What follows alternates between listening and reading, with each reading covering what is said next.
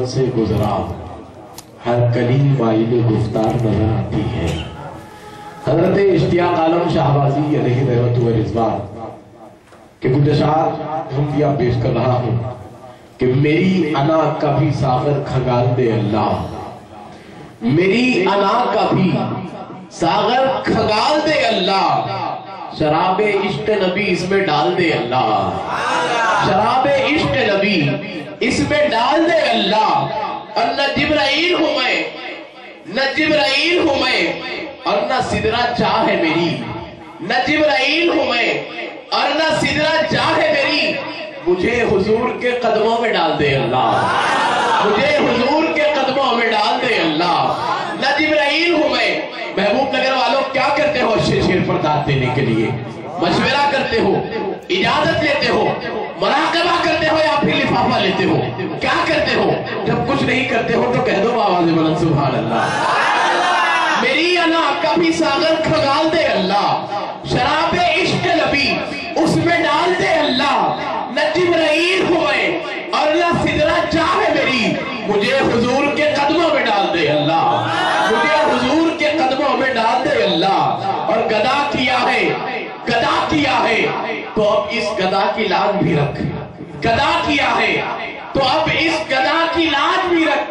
فقیر حسن ہوں گدڑی میں لال دے اللہ، فقیر حسن ہوں گدڑی میں لال دے اللہ۔ اور دعا ہے تجھ سے یہی اشتیاق عالم کی، دعا ہے تجھ سے یہی اشتیاق عالم کی، نبی کے نام پہ عشق بلال دے اللہ۔ دعا یہی ہے تجھے اشتیاق عالم کی، نبی کے نام پہ عشق بلال دے اللہ۔ کون بلال؟ کون عاشق؟ سنے کہ آقا مدینہ علیہ السلام، میں تیزی کے ساتھ پڑھ رہا ہوں، شاعر اہل سنت خطیب بے نظیر کو آپ حضرات کے روبرو کچھ لمحات کے لیے روبرو کرنے جا رہا ہوں۔ اس سے پہلے کہتا ہوں کہ بلال حبشی کا ذکر چھڑ گیا ہے تو یہ کون با وفا غلام ہے؟ کون ہے بلال حبشی؟ آقا دو عالم صلی اللہ علیہ وآلہ وسلم پوروں کو تقسیم فرما رہے ہیں۔ فلاں حور سے کہتے ہیں کہ تو میرے صداقت کے پیکر صدیق کے لیے، فلاں حور سے کہتے ہیں کہ تو میرے عدالت کے امین عمر کے لیے، فلاں حور سے کہتے ہیں کہ تو میرے حیا کے شہزادے عثمان کے لیے، فلاں حور سے کہتے ہیں کہ تو میرے فلاں صحابی کے لیے، فلاں حور سے کہتے ہیں کہ تو میرے فلاں غلام کے لیے۔ ایک حور جو ملائکہ کی سردار ہے، حسن کی ملکہ ہے، انتظار میں کھڑی ہے کہ سرکار میرے نصیب میں کس کو لکھتے ہیں۔ بڑی دیر انتظار کرتی رہی، آگے بڑھی، بڑھ کے کہنے لگی یا رسول اللہ آپ نے سارے صحابہ کو، سارے غلاموں کو تو تقسیم فرما دیا، اب یا رسول اللہ یہ جو ملائکہ کی سردار ہے، حسن کی ملکہ ہے، یا رسول اللہ اب میرے نصیب میں، میرے حصے میں کس صحابی کو لکھتے ہیں؟ سرکار نے کہا کہ میں تیرے حصے میں اپنے کالے کلوٹے بہرال کو لکھتا ہوں۔ اس نے کہا کہ یا رسول اللہ میرے نصیب میں لکھا بھی تو بلال کو لکھا، صدیق کسی اور کو دیا، عمر کسی اور کو دیا، عثمان کسی اور کو دیا، اور مجھے بلال دیا۔ سرکار نے کہا کہ علی نادان یہ تو میں کہہ رہا ہوں، ابھی بلال سے نہیں پوچھا، بلال سے پوچھوں گا وہ تو یہی کہے گا کہ یا رسول اللہ یہ بلال وہ غلام ہے، ارے یہ تو حوروں کو ٹھوکریں مارتا ہے، یا رسول اللہ یہ غلام آپ کے قدموں میں رہنا چاہتا ہے۔ وہ بلال کی بات چل رہی ہے، جو بلال کو چاہتا ہے کہہ دے سبحان اللہ۔ مومن ورد درود سلام اچھا ہے، پاک مولا کے محبت کا نام اچھا ہے، دیکھ کر بولی بلال حبشی کو حوریں، تاجداروں سے محمد کا غلام اچھا ہے، تاجداروں سے محمد کا غلام اچھا ہے۔ میں نے ابھی ندامت کا آغاز نہیں کیا ہے، میں نے ابھی ندامت کا آغاز نہیں کیا ہے، ندامت ابھی بہت کرنی باقی ہے۔ آپ حضرات سننے کے لیے تیار ہو جائیں، اپنی سماعتوں کے کشکول کو پھیلا لیں، تب میں آپ کی سماعتوں کی چادر پر کچھ تارے ٹانگنا چاہتا ہوں، آپ کی سماعتوں کی جھولی میں کچھ موتی ڈالنا چاہتا ہوں۔ آپ بیدار ہو جائیں۔ میں بلا کسی تاخیر کے شہر حیدرآباد کی ایک مایاناز شخصیت، بے مثال خطیب، باکمال ادیب، بے مثال شاعر، وہ ذات جو اپنے آپ میں انجمن ہے، ان کے ہوتے ہوئے اگر میں بول رہا ہوں تو اگر وہ آب ہے تو میں تیمم ہوں، وہ سورج ہے تو میں چراغ ہوں، ان کے ہوتے ہوئے میں بول رہا ہوں تو یہ بڑی جسارت کی بات ہے۔ بہر طور انہی کے مطلب کی کہہ رہا ہوں، زبان میری ہے بات ان کی۔ انہی کی محفل سوارتا ہوں، چراغ میرا ہے رات ان کی۔ اس ذات کو پیش کرنے جا رہا ہوں جس کو ادب کی دنیا میں ادب سنائی کے نام سے جانا جاتا ہے، مذہبی دنیا میں جسے شاعر اہل سنت حضرت علامہ مولانا شاہ محمد غزل پر علی قریشی حسن سنائی صاحب قبلہ مدد اللہ العالی بانی تعلم ابو الحسنات کے نام سے جانا جاتا ہے۔ میں انتہائی ادب و احترام کے ساتھ حضرت کی خدمت میں عریضہ خطاب رکھتا ہوں۔ حضرت تشریف لاتے ہیں اور شیخ الاسلام والمسلمین سید المحققین علامہ ڈاکٹر محمد طاہر القادری صاحب قبلہ مدد اللہ العالی کی ذات پر، شخصیت پر، خدمات پر حضرت قبلہ کچھ دیر روشنی ڈالیں گے۔ اس کے بعد محفل کا باقاعدہ طور پر آغاز ہوا چاہتا ہے۔ میں انتہائی ادب و احترام کے ساتھ حضرت کی خدمت میں عرض کرتا ہوں کہ مقرر عظیم آتے ہیں، جانے لطف امیم آتے ہیں، اہل محفل کو شادماں کرنے فکر و فن کے شمیم آتے ہیں۔ نعرہ تکبیر، نعرہ رسالت، نعرہ رسالت۔ جس کو نعرے کا جواب دینے آتا ہے وہ دے جواب، باقی سب خاموش رہے۔ نعرہ رسالت، نعرہ رسالت، نعرہ رسالت، نعرہ حیدری، نعرہ غوثیہ کی گل پوچھی فرمائے۔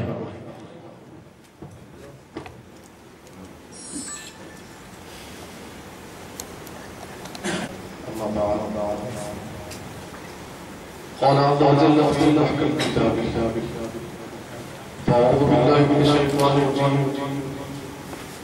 بسم الله الرحمن الرحيم إن الله وملائكته يصلون على النبي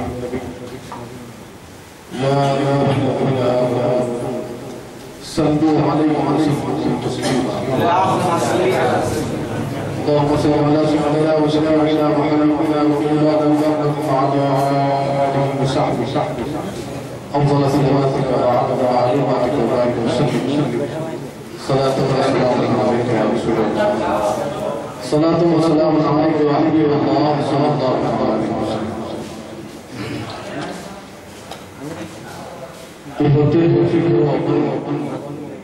پہلے فنا ہوتی ہے،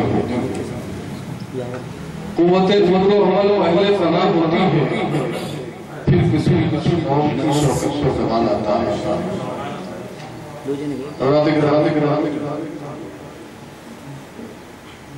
محترم مکرم حاضرین کرام، مولانا صاحب، السلام علیکم ورحمۃ اللہ وبرکاتہ۔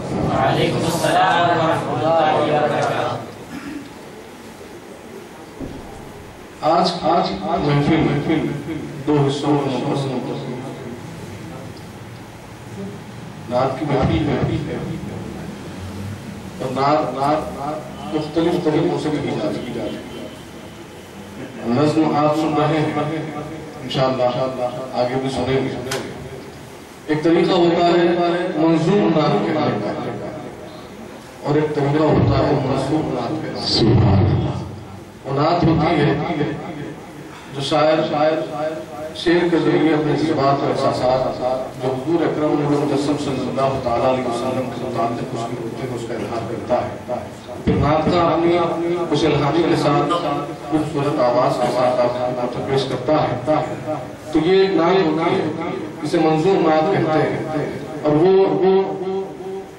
علماء، مقررین، خطباء جو تقریر کے لیے حضور اکرم نور مجسم صلی اللہ تعالیٰ علیہ وسلم کا ذکر فرماتے ہیں، وہ منصوب نعت ہوتی ہے۔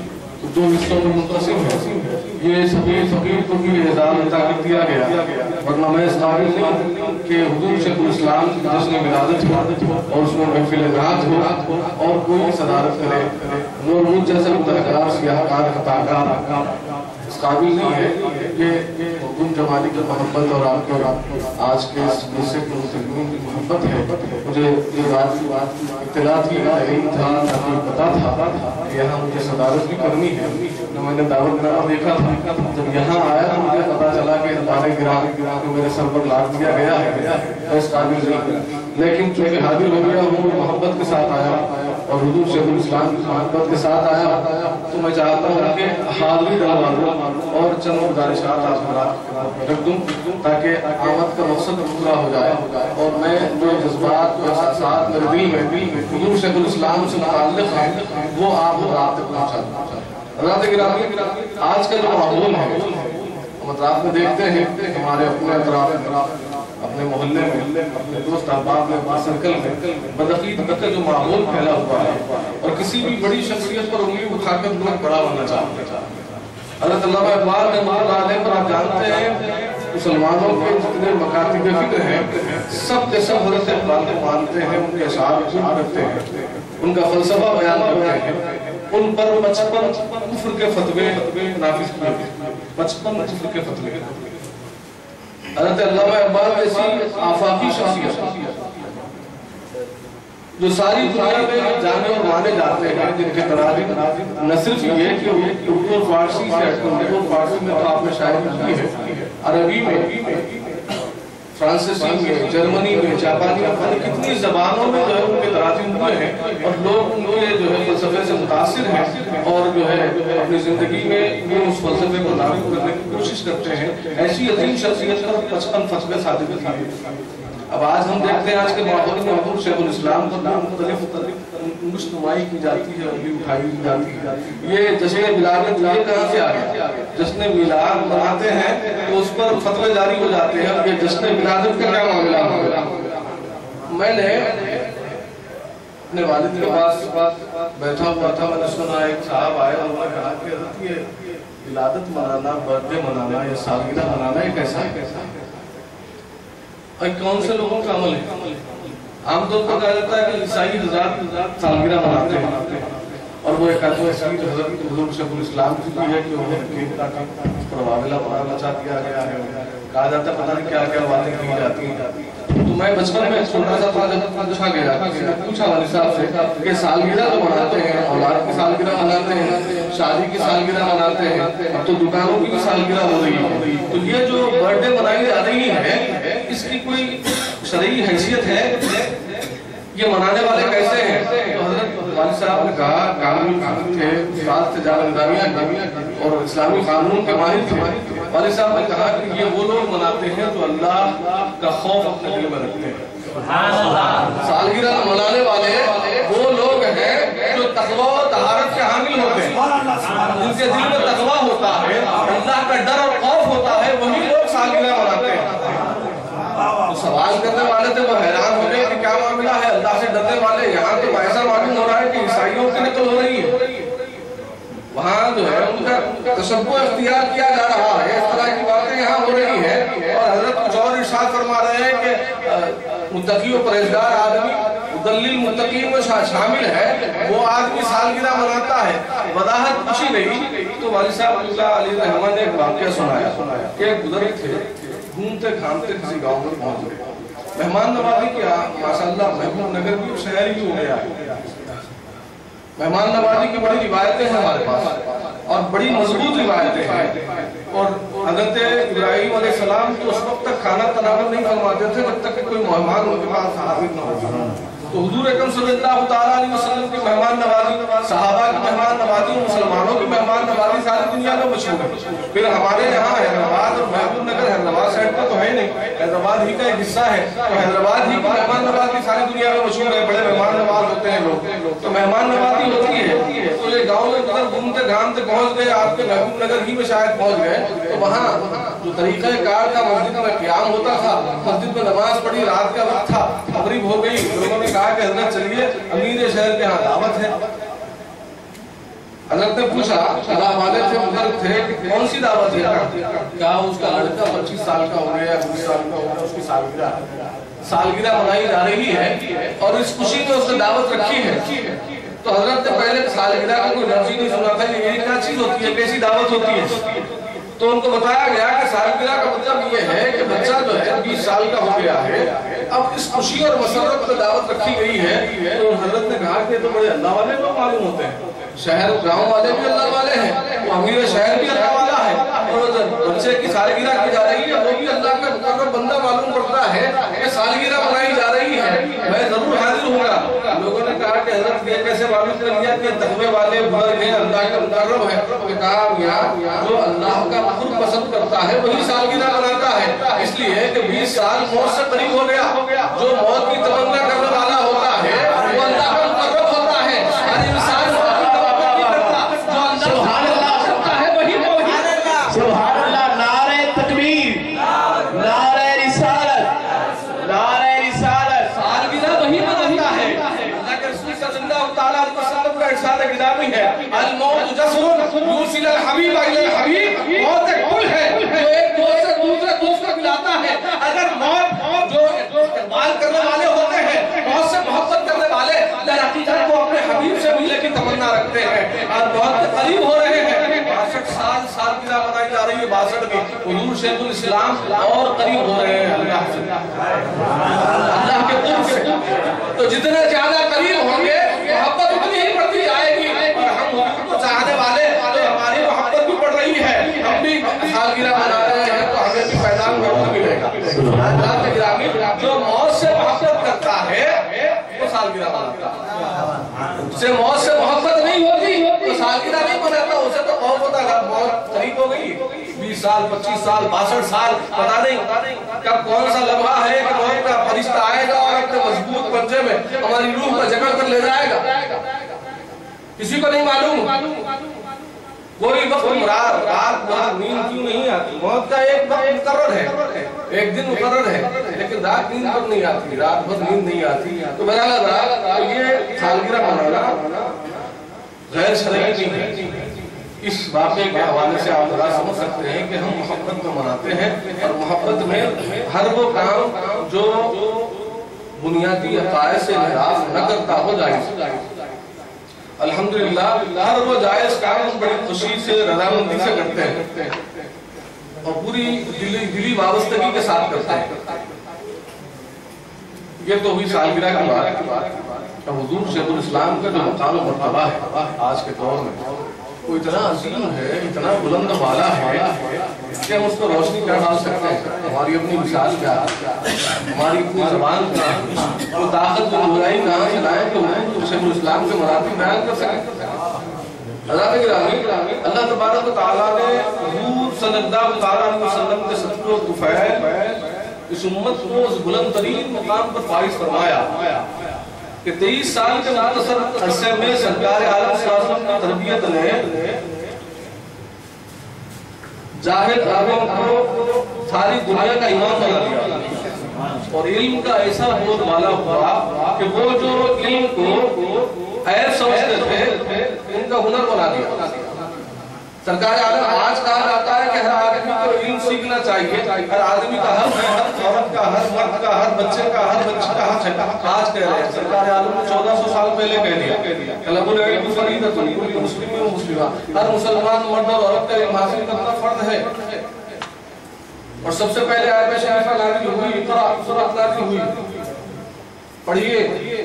تو یہ مقام اللہ تبارک و تعالیٰ نے دیا اور دیکھا دنیا نے کہ بہت ہی مختصر عرصے میں ساری دنیا پہ علم چھا گیا۔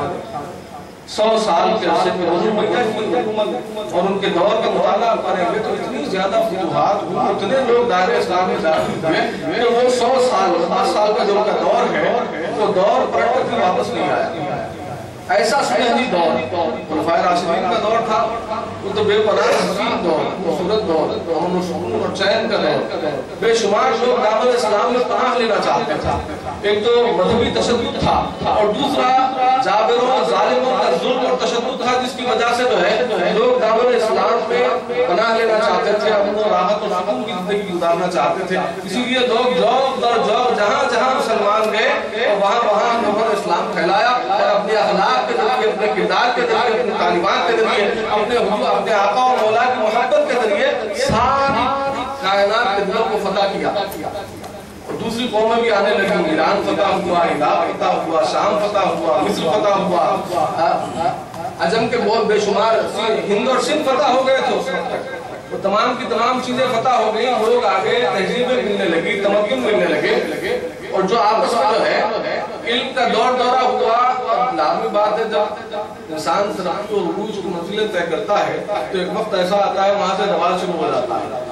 इल्म की ज्यादती भी इंसान को नुकसान पहुंचाती। क्यों और क्या के जैसे सवालात, क्यों कैसे क्या, आजकल के बहुत माहौल हो गया, कहाँ है, क्यों है, किधर है, इस तरह की बातें हमारे पास होती रहती हैं। हर कोई सवाल करता है। जिसके जबान में जबान नहीं है वो भी सवाल करता है कि भाई कहाँ है बता दीजिए, कुरान में बता दीजिए, हदीस में बता दीजिए, बुखारी में बता दीजिए, या सत्ता की किसी किताब में बता दीजिए। बेचारा जो है तलफ्फुज़ के साथ न किसी किताब का नाम जानता है न किसी इमाम का नाम ले सकता है, लेकिन सवाल जरूर करता है।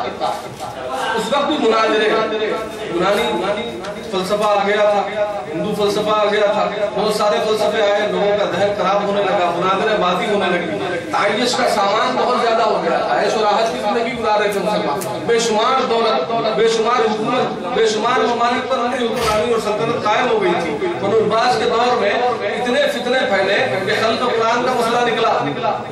अल्लाह के कलाम को अल्लाह की मखलूक साबित करने की कोशिश की गई। हज़रत इमाम अहमद बिन हंबल जैसे जलील मुक़्तद इमाम पर जुल्म और तशद्दुद बढ़ता गया, हज़रत को ज़हर दिया गया, हज़रत पर कोड़े बरसाए गए। बहुत सारे उलमा जो उलमाए हक़ थे उन्होंने रुखसत इख्तियार कर रुखोशी की जिंदगी गुजार ली। ऐसे माहौल में एक ऐसे मर्द जलील की जरूरत थी जो दीन का अहिया करता। अल्लाह तबारक व तआला ने उस वक्त शेख जिलानी गौस समदानी गौस आज़म दस्तगीर पैदा फरमाया। ये का महीना है, हुजूर सैयदना गौस सकलैन रज़ियल्लाहु तआला अन्हु ने दीन और सुन्नत का अहिया फरमाया। आपने तहरीर के जरिए जो कारहाय नुमायां अंजाम दिए, तालीम के जरिए, तरबियत के जरिए, तबलीग के जरिए मुख्तलिफ मैदानों में आपने काम किया और हजारों शागिर्दों को पैदा फरमाया और यहाँ से वहां तक सारी दुनिया को मुतासिर किया और तमाम फितरों का रद्द किया। हज़रत शेख गौस आज़म दस्तगीर रज़ियल्लाहु तआला अन्हु की सीरत हम पढ़ते नहीं है, हुजूर की जिंदगी का मुताला फरमाए तो आपको अंदाजा होगा कि कैसी अजीम शख्सियत हज़रत सैयदना शेख गौस आज़म दस्तगीर रज़ियल्लाहु तआला अन्हु की है कि आपने बेशुमार किताबें लिखी, बेशुमार शागिर्दों को पैदा किया। इधर आप जो है मदरसा चला रहे हैं, दारूम चला रहे हैं, मदरसे में पढ़ा रहे हैं, इधर तबलीगी काम कर रहे हैं, बात और नसीहत की महफिलें जम रही है और इधर सुलूक का काम खानका में हो रहा है, लोगों को सुलूक की मनाज़िल तय करवा रहे हैं, मारिफत की सीढ़ियां चढ़ा रहे हैं। फिर इधर दुनिया का काम है, दीन का काम है, यहाँ से वहां तक पूरी जिंदगी 40-50-60 साल जिंदगी हज़रत की इसी में सर्फ होती हुई हमें नजर आती है। वो ज़बान से भी काम लेते हैं, वो कलम से भी काम लेते हैं, उनके दो हथियार है, ज़बान से भी काम ले रहे हैं और कलम से भी काम ले रहे हैं। और बता दिया सारी दुनिया को मुतासिर करके कि अल्लाह तबारक व तआला ने एक खास नेमत मुसलमानों को अता फरमाई है गौस सकलैन के रूप में। 1400 साल के बाद इस सदी में हुजूर शेखुल इस्लाम वो ज़ात गिरामी है जो सरकार गौसे आज़म रज़ियल्लाहु तआला अन्हु से सच्चा और सीधा फैज़ लेकर और कुएं गौस में आज़म सुभान अल्लाह, सुभान अल्लाह। शेखुल इस्लाम मर्तबे गौसे आज़म है। सरकार की जिंदगी का मुताला कीजिए और हुजूर शेखुल इस्लाम की जिंदगी का मुताला कीजिए, आपको जो है पूरी नजर नहीं आएगी, कोई फर्क नजर नहीं आएगा। जो कारनामे हज़रत गौसे आज़म दस्तगीर रज़ियल्लाहु तआला जो है फरमाए हैं, अपनी जिंदगी में कारनामे अंजाम दिए हैं, वही कारनामे हमें जो है शेखुल इस्लाम की ज़ात से ज़्यादा दुनिया में नजर आते हैं। एक तरफ दारुल उलूम भी चल रहा है, फतवे भी चल रहे हैं, एक तरफ जो है तहरीरी काम चल रहा है, तहरीरी काम चल रहा है, करोड़ों सामीन है दिन रात जब इस्लाम की तकारीर सुन रहे हैं और अपने जो है इस्लाह कर रहे हैं। कितने फितने पैदा हो गए, कितनी जमातें पैदा हो गई, इनके अंदर एक मर्द जलील की जरूरत थी। अल्लाह तबारक व तआला ने शेखुल इस्लाम के जरिए एक नेमत हमें अता फरमाई। आज उंगली उठाई जाती है, उंगली दिखाई जाती है, फतवे लगाए जाते हैं, जो है हज़रत शेखुल इस्लाम की शान में गुस्ताखियां की जाती है, तो उनसे उनको कोई फर्क पड़ने वाला नहीं। 55 फतवे लगे, बाद में कोई फर्क नहीं पड़ा आज तक और इंशाअल्लाह क़यामत तक नहीं पड़ेगा। ऐसे ही शेखुल इस्लाम को कोई फर्क पड़ने वाला नहीं है। हज़रत शेखुल इस्लाम ने जो कारनामे अंजाम दिए और कर रहे हैं, दुआ करते हैं अल्लाह तबारक व तआला उनको हयात अता फरमाए, सेहत अता फरमाए, तंदुरुस्ती अता फरमाए। ऐसे ही वो इस्लाम का काम करते रहे और हम जो उनके गुलाम हैं, हमें फख्र है कि हम शेखुल इस्लाम के गुलाम कहलाते हैं, वाबस्ता हैं उनसे, उनके हमें अपनी वाबस्तगी पर नाज है कि हम शेखुल इस्लाम से वाबस्ता है और उनके मानने वाले हैं, उनके पैरों हैं, उनके रास्ते पर चलने वाले हैं। उन्होंने सारी कायनात के दिलों में हुजूर की मोहब्बत के चिराग रोशन किए। इस्लाम और मुसलमानों से मुतअल्लिक़ جس طرح جو ہے ساری کائنات کے ذہنوں پر ایک لیبل لگا دیا گیا تھا دہشت گردی کا، اس کو نکالنے والے شیخ الاسلام، مسلمانوں کو عزت عطا کرنے والے شیخ الاسلام، امن کا پیغام ساری دنیا تک پہنچانے والے شیخ الاسلام، کون ہے اس عالم اسلام میں؟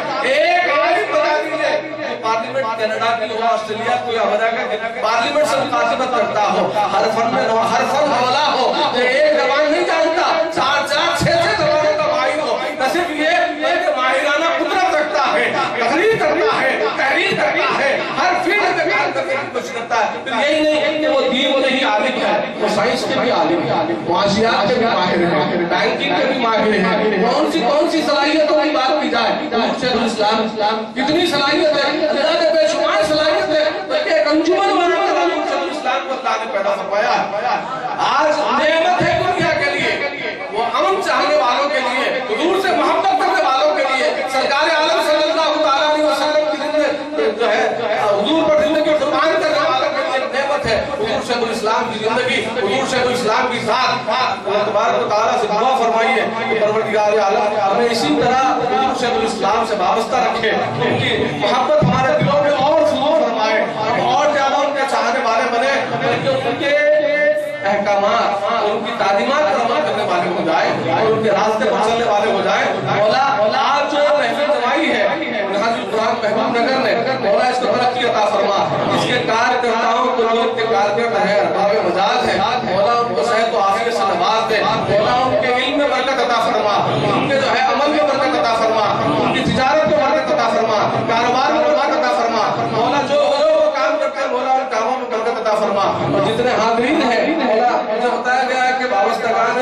منہاج القرآن ہی کو یہاں دعوت دی گئی ہے، تمام وابستگان اللہ تبارک و تعالیٰ ان تمام کی حاضری کو اپنے اور اپنے حبیب پاک صلی اللہ علیہ وسلم کی بارگاہ میں قبول فرمائے، مولا ان کے تمام مقاصد کو پورا فرما، جو بیمار ہیں ان کو بیماریوں سے شفائے کاملہ عاجلہ عطا فرما، جو صحت مند ہے مولا ان کو اور زیادہ صحت مند طبیب بنا، حوصلہ بنا، مولا نوجوان یہاں پر چلتے ہیں مولا ان کو اور کثرت عطا فرما، ان میں اتحاد و اتفاق پیدا فرما، ان کو صالح بنا، مولا ان کے جو ہے عمل میں پختگی عطا فرما، مولا ان کو قرآن پر کاربند کر دے، نمازوں کی محبت عطا فرما، اپنے آقا و مولا پر مر مٹنے کی توفیق عطا فرما، حضور سے محبت کا جذبہ اور فضل فرما، مولا ہمارے سینوں کو مصطفیٰ کا مدینہ بنا دے، ربنا ظلمنا انفسنا وان لم تغفر لنا وترحمنا لنكونن من الخاسرين، بجاه سيدنا المرسلين صلی اللہ تعالی علیہ وآلہ واصحابہ اجمعین برحمتک یا ارحم الراحمین، الحمد للہ رب العالمین۔ حضرات ایک مرتبہ کا مشکور شکریہ ادا کرتا ہوں کہ انہوں نے مجھے موقع عطا فرمایا کہ میں اپنی نافذ زبان سے حضور شیخ الاسلام کا تذکرہ کروں اور اس تذکرے کے ذریعے اپنے نصیب کو جگا لوں، اپنی قسمت کو چمکا لوں اور اپنے جو ہے زبان کو معطر کر لوں۔ یہ موقع انہوں نے مجھے عطا فرمایا ہے، اللہ تبارک و تعالیٰ ان کو محفوظ رکھے، اپنی امان میں رکھے۔ السلام علیکم ورحمۃ اللہ وبرکاتہ۔